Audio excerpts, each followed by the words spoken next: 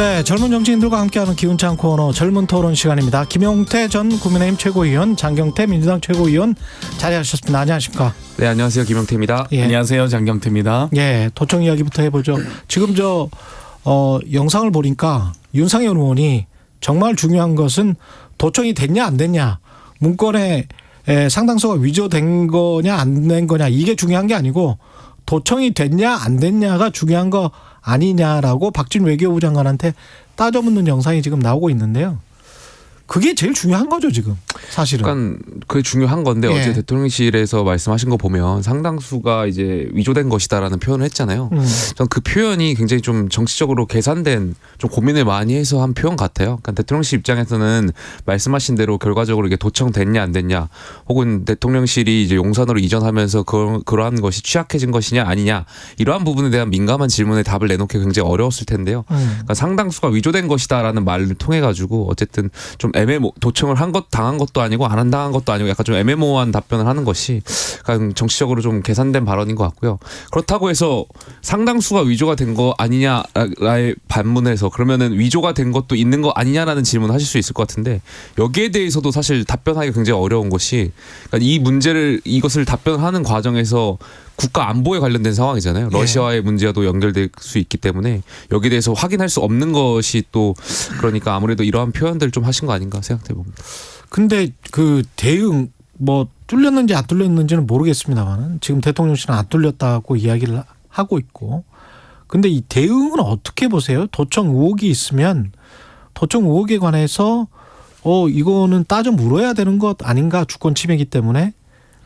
사실 이제 국가 기밀과 예. 외교 기밀에 관한 사안이기 때문에 당연히 엄중하게 이 사실관계를 확인하고 만약 사실이라면 항의를 해야겠죠. 근데 지금 이 대통령실의 대응 자체가 너무 오락가락 대응이다 보니까, 예를 들면 10일에는 사실관계 확인이 우선이다 그러더니 11일에는 터무니없는 거짓이다 했다가 또 위조라고 했다가 또 악의는 아니었을 거다. 예. 그러면 악의는 아니었다는 얘기는 있었다는 얘기를 인정한 건가요? 아니면 위조라는 얘기는, 상당수 위조라는 얘기는 일부는 사실이라는 얘기인가요? 그러니까 예를 들면 이 대응 자체가 너무 나이브하고, 지금 소위 주거 침입을 당했는데 아는 사람이니까 괜찮아, 이런 건 아니겠습니까? 그러다 보니까 저는 이런 계속 이 말도 안 되는 대응 때문에 오히려 불신을 좀 더 키우고 있다라고 생각합니다.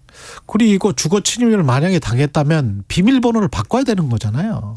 그럼 비밀번호, 이게 지금 우리 도청 안 당했다, 방호비 굉장히 튼튼하다, 대통령실 이전해서 오히려 청와대보다 더 튼튼하다라고 이야기를 해버리면, 그 다음에 만약에 예산을 책정해서 방호벽을 더 튼튼히 할 수 있는 어떤 행위도 못하게 되는 거 아닙니까? 오히려 대통령실이 본인들의 행동 반경을 좁혀버리는 그런 지금 대응을 하고 있는 거 아니에요? 아무래도 대통령실 입장에서 이러한 문제들이 이제 불거지는 것이 예. 사실 달가운 문제는 아니기 때문에 이제 그런 표현에서 이제 근거 없는 그런 표현들을 많이 하시는 것 같은데, 말씀하신 대로 이 문제의 핵심은 우리가 얼마나 더 보안을 더 철저하게 하느냐에 대한 재발 방지에 더 있어야 된다고 생각하고요.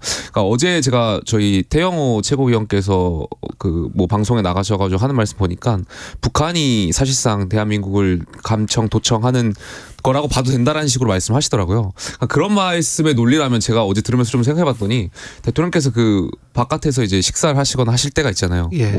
밥을 다른 분들과, 지난번에도 부산에서 이제 자치단체장하고 식사를 하시고, 그런 걸 좀 더 줄여야 되지 않나. 그러니까 왜냐하면 굉장히 북한이 이러한 것을 도청하고 수시로 대통령의 동선을 체크하고 이러한 것이 있다면, 그리고 그것이 도청에 의한 것인지 간첩에 의한 휴민트에 의한 것인지 모르니까 그러니까 그런 외부에서 이렇게 식사하고 하시는 것은 좀 자제하셔야 되지 않나, 그런 생각도 한번 해본 것 같습니다. 그러니까 어찌됐건 이 주거 침입이 만약 발생했다면 문단속부터 하는 게 먼저거든요. 그런데 지금 계속 대통령실의 대응은 아는 사람이니까 괜찮다거나 그래도 안방은 안 봤을 거야, 이런 식이거든요. 그러니까 자꾸 이런 식의 대응들 자체가 더 불신을 키우는 거고, 거기다 미국만 할 수 있을까? 이것도 지금 의심이 되는 거예요.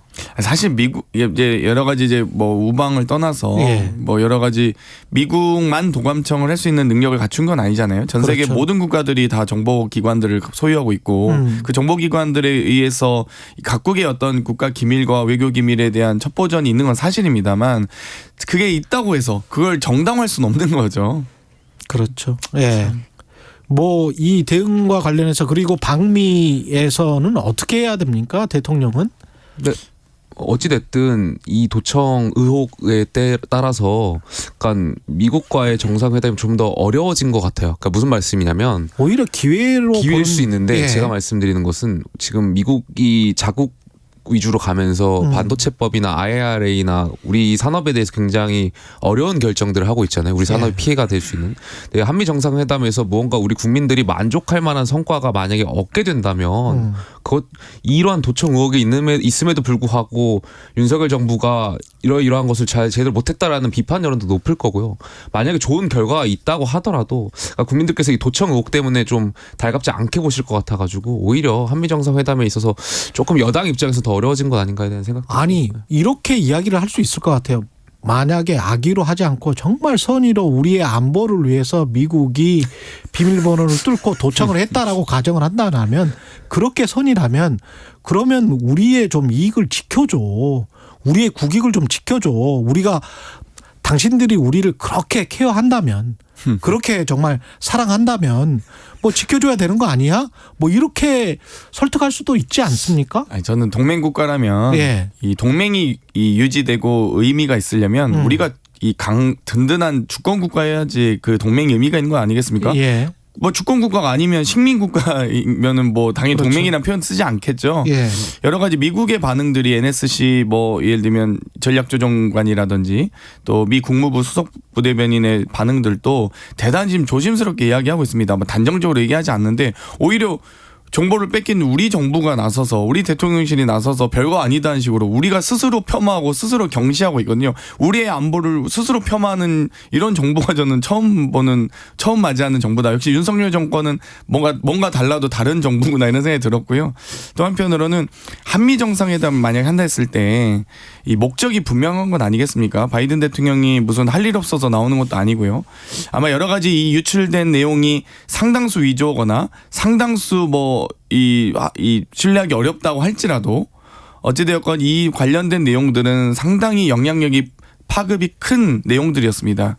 여러 가지 우크라이나 전쟁에 대한 이 대한민국의 어떤 군수 지원이라든지 일정한 개입으로 보일 수 있는 내용이라든지 폴란드를 통해서 우회한다든지 어떤 탄약 등의 군수 지원을 한다든지 이런 내용들이기 때문에 아마도 이렇게 유출된 상황에서는 혹은 유출이 안 됐더라도 이와 관련된 내용으로 협상 의제가 될 가능성이 매우 낮아져 버렸다. 오히려 미국도 부담스러운 상황이 됐고 한국도 부담스러운 상황이 됐다라고 보기 때문에 지금 한미 정상회담 자체가 지금 물 건너간 거 아니냐 혹은 영향가가 사실 상실한 거 아니냐라는 의구심이 들고요. 사실 지금 그보다 더 대한민국 정부가 이 정상회담을 앞두고 취하는 태도 자체가 좀 문제라고 봅니다. 예를 들면 이 한일 정상회담을 앞두고 의전비서관이 사퇴한다든지 한미 정상회담을 앞두고 안보실장과 외교비서관의 대화 내용이 유출되거나 이렇게 사퇴한다.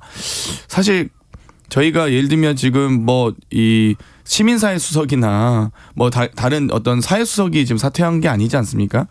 안보실장입니다. 이 정말 안보실장과 외교비서관의 이 막중한 책임과 이 역할을 고려한다 했을 때 정상회담을 앞두고 자꾸 이렇게 정통 외교 관료들이 혹은 또 이렇게 중요 직책에 있는 분들이 사임하는 것 자체가 대단히 안 좋은 경고 시그널이라 보고요.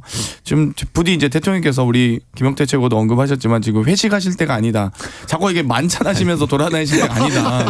좀 다시 한번 좀 지적드리고 싶습니다. 보안에 신경 써야 된다는 말씀 좀 드렸던 아니 왜 예. 그렇게 전 부처 장관들까지 다 도열해가지고 그렇게 사열을 좋아하세요. 근데 사열하면 시어 열중셔도 못 하시면서 그 문제는 그러니까 또 다른 문제인데. 아무튼 좀 집중하셨으면 좋겠습니다. 역지사지로 자꾸 그 문제를 말씀하시니까 만약에 문재인 대통령이 회식하셔서 나가실 때 그럼 장관들 다 안녕히 가시라고 그냥 거기 식당 방 안에서 인사하시겠습니까? 다 도열하겠죠. 그건 예의에 대한 문제니까. 그런 적은 없어서 참. 네.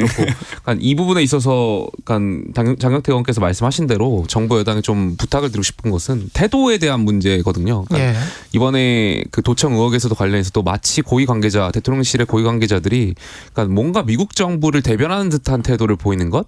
그 한일 정상회담에서도 보면은 사실 많은 정부 관료들이 그러니까 일본 정부를 대변하는 듯한 태도를 보이는 것 거기에 대해서 국민들이 굉장히 많은 실망감을 갖고 있는 거거든요. 그래서 물론 이제 대통령께서 강조하신 한미 동맹에 대한 그런 의지 굉장히 중요하다는 거 국민들도 알고 있으니까요.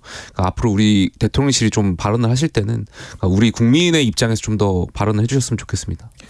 그리고 저 민주당 같은 경우는 어제 윤관석 의원 압수수색 당했잖아요. 네. 그럼 어떻게 보세요?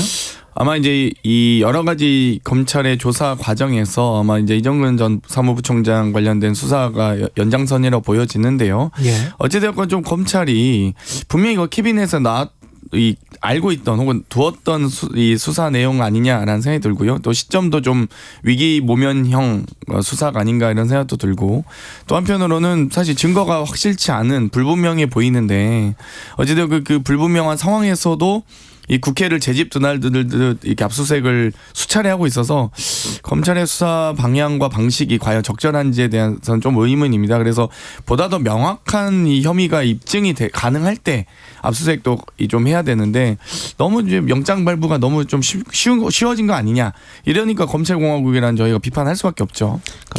민주당은 지금 민주당을 향한 그런 의혹들이 발생할 때마다 야당 탄압이다, 정치 탄압이다 이런 말씀들을 자꾸 하시는데요. 아니 미국의 트럼프조차도 본인을 향해서 이제 정치 탄압이라는 표현을 씁니다. 그러니까 어디나 야당 의원들이 이러한 의혹들을 가질 때는 다 정치 탄압이라는 표현을 쓰겠죠. 근데 저는 뭐 물론 지금까지 현재 의혹이고 녹음 파일로만 존재합니다만 그래서 어떤 법원의 판단을 기다려봐야겠지만 윤관석 의원이 가지고 있는 혐의들은 굉장히 정치인으로서는 해서는 안 되는 혐의들이거든요. 그러니까 최근에 저희 대한축구협회에서 보면은 승부 조작한 선수들을 사면했던 적이 있잖아요. 그러니까 뭔가 승부 조작이라는 거 스포츠 세계에서 저는 절대로 사면해서는 안 되고 면죄부를 줘서는 안 되는 일이라고 생각되거든요. 스포츠 정신의 본령을 훼손한 거니까. 그러니까 이번에 공천 헌금이라든지 매표 행위라든지 이러한 것은 민주주의에 있어서 굉장히 민주주의의 어떤 정신을 훼손하는 것, 본질을 훼손하는 행위이기 때문에 저는 어떤 정치인이라도 이런 매표 행위나 공천 헌금에 있어서는 면죄부를 줘서 안 된다. 제가 그 논리를 그대로 받아서 이 승부 조작이 불법이든 수사 조작도 전 불법이라고 생각합니다. 마찬가지로 지금 윤관석 의원에 대한 녹취록, 예를 들면 녹취록에 무슨 봉투를 뭐 전달해라 이런 얘기들 흘러나오지 않습니까? 이거 다 피의사실인데 피의사실 공표 불법입니다. 그러니까 지금 검찰의 압수수색을 정당화하기 위해서 이런 것들 다 흘리는 거거든요. 녹취록이 발견됐다. 녹취록 어떻게 알고 있습니까? 우리가 수사기관 아니지 않습니까? 근데 언론을 통해 다 흘러나오는 거거든요. 이런 것들이 다 스스로 검찰의 여러 가지 이 압수수색이나 수사 과정을 이 정당화하기 위한 혹은 또 여론전을 하기 위한 검찰의 고도의 전술이다라고 봅니다.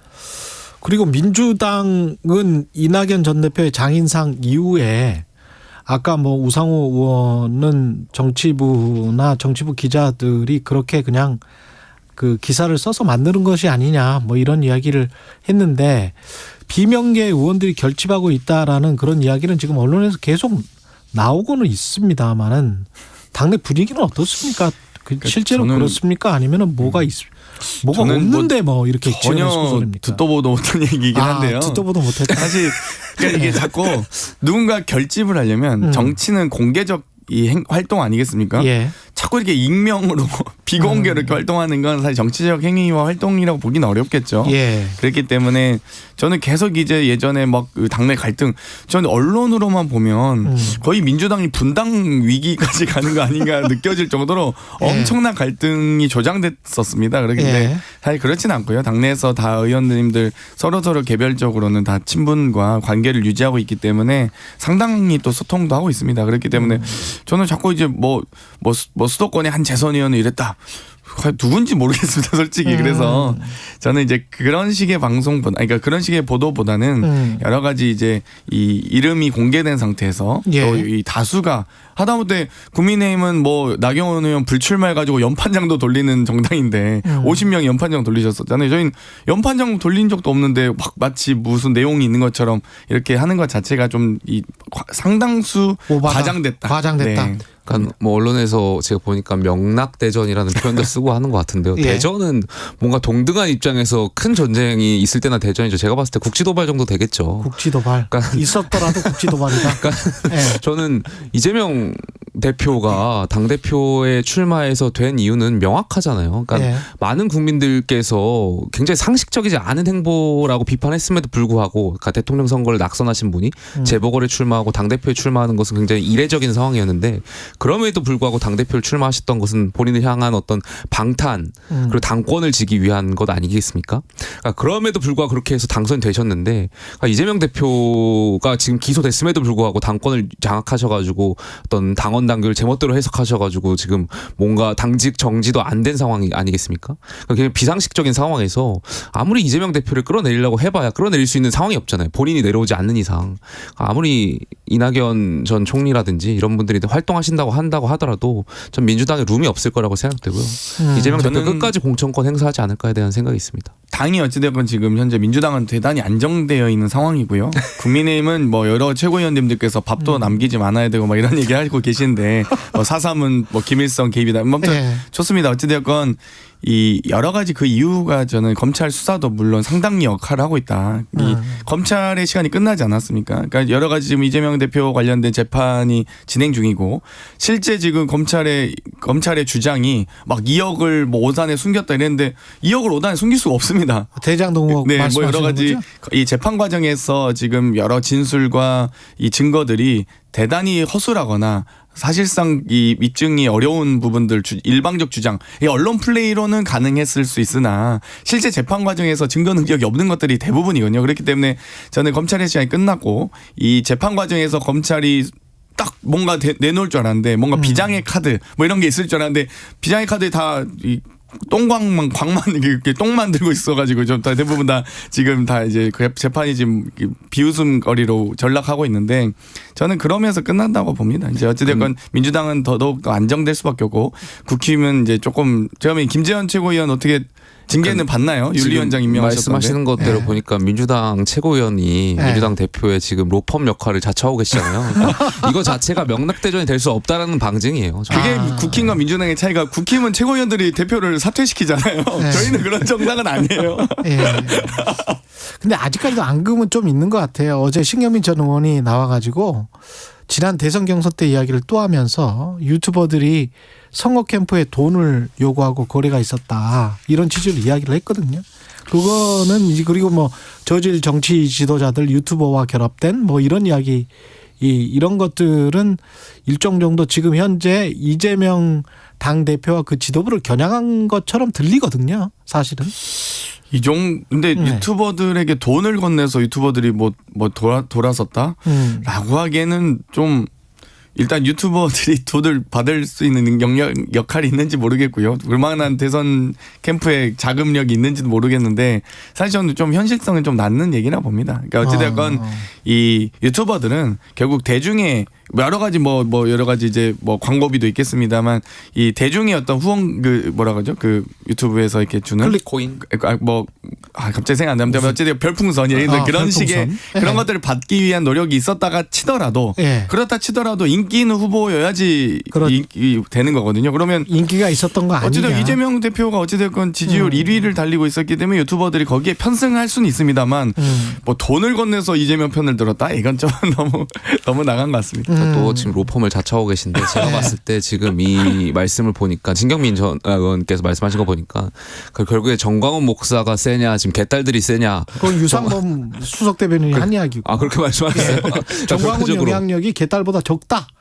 예. 지금 어떻게 보니까 예. 정광훈 목사 대 개딸과의 대전이 돼버린 것 같은데, 그러니까 양당이 모두 다 뭐 이런 극성 지지층이라든지 아니면 유튜버라든지 이런 분들이 사실상 활동하면서 약간 뭔가 저질 정치인들과 약간 좀 결부해가지고 결탁해가지고 계속 하는 것이. 우상호는 방금 전에 이제 개딸이라고 불리는 사람들의 문자는 급격하게 줄었다라는 것이고, 유상범 의원은 정광훈 목사의 지금 상황을 희석시키기 위해서 이제 개딸을 끌어들이는 것 같고, 뭐 이런 것 아니, 전 같아요. 진짜 궁금해요. 예. 그러면 정광훈 목사님은 국민의힘 당원이세요? 아니겠죠. 아무래도 다른 그러니까요. 당의 당 대표신 걸로 아니, 알고 그러면 있는데 정광훈 제가 목사가- 확인해봐야겠습니다만. 예. 정광훈 목사가 끌어들인 그 신도들 있잖아요. 그분들이 당원에 예. 많이 있어요? 그러니까 뭐 언론을 보면은 누구는 만 단위라고 그러고 누구는 10만 단위라고 그러는데 제가 그러니까 당협위원장들하고 이야기하다 보면 네. 뭐 100명 정도의 추천인이 있다라는 얘기들 많이 하세요. 그러니까 그것도 뭐 당협별로 차이가 있을 거고 어떤 당협은 100명 미만인데도 있고 어떤 당협은 100명 이상인데도 있겠습니다만 100명 정도 수준을 이야기하는 당협위원장들이 굉장히 많았거든요. 그러면 그러니까 단순히 물론 이것이 정확한 수치는 아니겠습니다만 253개 당협이니까 단순히 100을 곱하면 25,300명 정도 되지 않을까. 그러면 단순하게 그분들은 계산하면. 정광훈 목사랑 생각이 비슷한 거예요? 아무래도 그러니까 추천인의 당원 이름에 추천인을 기입을 해가지고 들어왔다고 하면 뭔가 예. 전당대회라든지 표를 행사할 때 추천인의 어떠한 그런 이야기나 그런 것을 통해 가지고 많이 표를 찍는 행위들 많이 하는 게 사실 관례적으로 있어 왔죠. 그러면 민주당에도 있을 겁니다. 국민의힘 같은 경우는 정광훈 목사랑은 생각이 지금 다른 거잖아요. 다르다라고 이야기를 안 다른 것 선을 같은데요, 긋는데 전 그렇죠. 보다 명확하게 말씀하셔야 될 것 같아요. 그러니까 그럼 확실히 다르다라고 하면 그분들이 10만 명이나 만 명이나 있다고 하더라도 그분들을 완전히 소수화시키려고 하는 노력을 해야 되지 않습니까? 국민의힘은? 그분들이 뭐 네. 소수화시키려고 하는 것 뭐 그것보다도 그러니까 저는 결과적으로 그러니까 전당대회 때 계속 이런 그러니까 김재원 최고위원이 그랬잖아요. 예. 뭐라 그랬죠? 그 표를 얻기 위해서라는 조상묘도 판다. 네. 그러니까 그런 것처럼 전당대회를 앞두고 한 표라도 더 얻기 위해 조직표를 가지려고 하다 그게 보니까 사람이 계속 할 소리입니까? 채무가 있고 채권이 있는 것 같은데 정치를 떠나서 정말 그러니까 이런 거에 대해서 단호하게 끊고 결국에는 당 지도부가 비전을 제가 보여줘야겠죠. 보기에는 이번 주 정광훈 목사의 이 예배에서 김영태 그 녀석 말이야 우리가 2만 명밖에 안 돼 이렇게 제가 혼나실까 봐 좀 걱정은 되는데 김재원 최고는 그러면은 혹시 지금 제재를 받을 가능성이 있습니까? 저는 징계를? 제 개인적으로는 없다라고 생각됩니다. 김재원 없어요? 최고위원을 아. 하게 되면 이게 1차 방정식이 아니잖아요. 그러니까 연립 1차 방정식은요. 태영호 의원이라든지 조수진 의원이라든지 어떻게 할 것이냐. 징계 형평성을 따져 그럼 물을 지도부 것이고. 붕괴되겠네요. 과반 이상이. 결과적으로 집권 여당이 또다시 상상하기도 싫습니다만 비대위로 갈 가능성을 계속 이야기 나올 거기 때문에 그러네. 저는 아니 징계가 어렵지 않나. 양도구육 한마디로도 당원권 1년 정지되셨는데 그 조상묘 얘기하는데 1년도 안 받으면 징계를 안 받으면 그게 말이 된가요? 정치인의 표현을 가지고 또 이렇게 제재하고 징계를 하기 그러니까 시작하면 기본적으로 저는 개딸은 그래도 민주당의 당원입니다. 예. 근데 정광훈 씨는 제가 보기에는 당원인지 아닌지 모르겠거든요. 예. 근데 당원도 아닌 분이 혹은 당원일 수도 있습니다만 어쨌든 당원이 아니라면 오히려 내정 간섭하는 거죠. 아니 일본 정치인이 대한민국 입법은 이렇게 하세요. 이래라 감내나라 배내나라 심지어 종교인이 정치인이면은 타당의 정치인이 이래라 저래라도 좀 이해가 좀 안 될 수 있지만 종교인 아니겠습니까? 목회 활동에 전념하셔야죠. 왜 정치에 거의 정치인들은 정광훈의 관리를 받아야 되는데 이 발언 하셨잖아요. 이거 도대체 제정신인지 모르겠습니다. 그러니까 제가 늘 말씀드리는 거지만 저희가 정광훈 목사라든지 이런 극렬 지지자들에게 대한 자성의 목소리를 내지 못한다면 저희가 어떻게 민주당을 비판할 수 있겠어요. 민주당도 개딸이라든지 아니면 김어준 씨라든지 이런 분들한테 선동당하고 휘둘리고 있잖아요. 그러니까 여기에 대해서 저희가 제대로 비판하려면 이번에 정광훈 목사에 대해서 저희가 반드시 명확하게 입장을 내고 가야 된다고 생각합니다. 그리고 문재인 전 대통령 다큐 영화가 개봉이 되고 박근혜 전 대통령은 대구 동화사를 갔고 이명박 전 대통령도 움직이시는 것 같고 뭐 그런 움직임들이 있잖아요. 그러면 이 전직 대통령들의 존재감이 총선에서 어떤 물론 이제 대통령이 있으니까 집권 여당은 뭐 그럴 가능성은 별로 없어 보이기는 하는데 민주당은 어떻습니까?